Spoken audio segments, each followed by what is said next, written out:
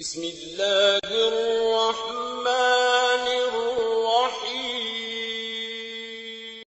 معزز سامعین گرامی، آج تک آپ نے ابلیس کے بارے میں سنا ہوگا کہ انسان کو ہمیشہ عبادت سے گمراہ کرتا ہے۔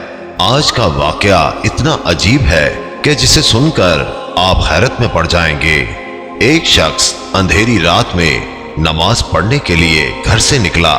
اندھیرے کی وجہ سے اسے ٹھوکر لگ گئی اور وہ منہ کے بل گر گیا۔ کیچڑ سے اٹھ کر وہ گھر واپس آیا اور لباس تبدیل کر کے دوبارہ مسجد کی طرف چل دیا۔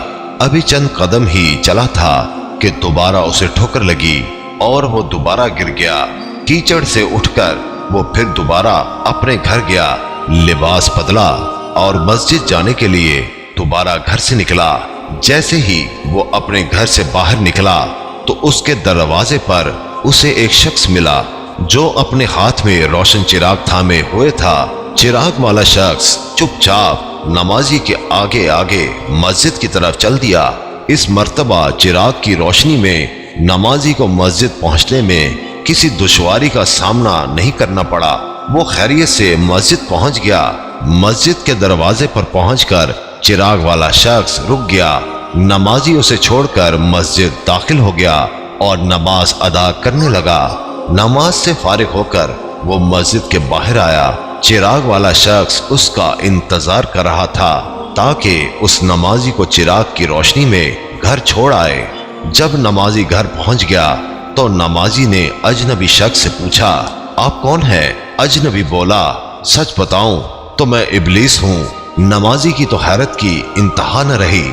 نمازی سوچنے لگا، ابلیس شیطان کیسے مجھے مسجد تک چھوڑ سکتا ہے؟ اس کا کام تو لوگوں کو بہکانا ہے۔ تو شخص نے بڑی حیرت کے ساتھ ابلیس سے پوچھا، تجھے تو میری نماز رہ جانے پہ خوش ہونا چاہیے تھا، تو پھر تم چراغ کی روشنی میں مجھے مسجد تک کیوں لے گئے؟ ابلیس نے جواب دیا، جسے سن کر وہ شخص بھی حیران رہ گیا اور آپ سب بھی حیرت میں پڑ جائیں گے۔ ابلیس نے جواب دیا کہ جب تمہیں پہلی ٹھوکر لگی تو اللہ تعالیٰ نے تیرے سارے گناہ معاف فرما دیے۔ سبحان اللہ۔ جب تجھے دوسری ٹھوکر لگی تو اللہ تعالیٰ نے تیرے پورے خاندان کو بخش دیا۔ مجھے فکر ہوئی کہ اگر اب تو ٹھوکر کھا کر گر گیا تو اللہ تعالیٰ تیرے سارے گاؤں کی مغفرت نہ فرما دے، اس لیے چراغ لے کر آیا ہوں کہ تم بغیر گرے مسجد تک پہنچ جاؤ۔ اس شخص نے جیسے ہی یہ بات سنی، اس نے اللہ تعالیٰ کی بارگاہ میں اپنا سر جھکا کر اللہ کا شکر ادا کیا۔ تو دوستو، یہ ہے اللہ تعالیٰ کی شان۔ پروردگار عالم کی راہ میں کوئی شخص ایک قدم بڑھاتا ہے تو اللہ تعالیٰ اس کی طرف 70 قدم قریب ہو جاتا ہے۔